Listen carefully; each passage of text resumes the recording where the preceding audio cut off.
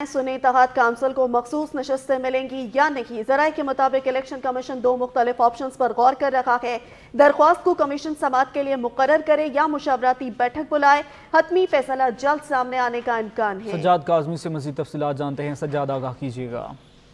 बिल्कुल ऐसे ही है। सुन्नी इत्तेहाद कौंसिल के उम्मीदवारान को जो जनरल नशस्तों पर कामयाब हुए हैं कौमी असम्बली पर, उनको मखसूस नशस्तें मिलेंगी या नहीं मिलेंगी, इस वाले से इलेक्शन कमीशन अब तक फैसला नहीं कर सका। इलेक्शन कमीशन को मुख्तलिफ जो एफिडेविट हैं और जो दरख्वास्तें मौसूल हुई थी वो 19 तारीख से उनका सिलसिला शुरू हुआ था, जो कि मुख्तलिफ जो सिलसिलावार जो है वो यहाँ पर जो रिसीव होती रही इलेक्शन कमीशन के RNI ब्रांच में, लेकिन अभी तक मखसूस नशस्तों रकलीतों के मतलब जो है फैसला नहीं हो सका।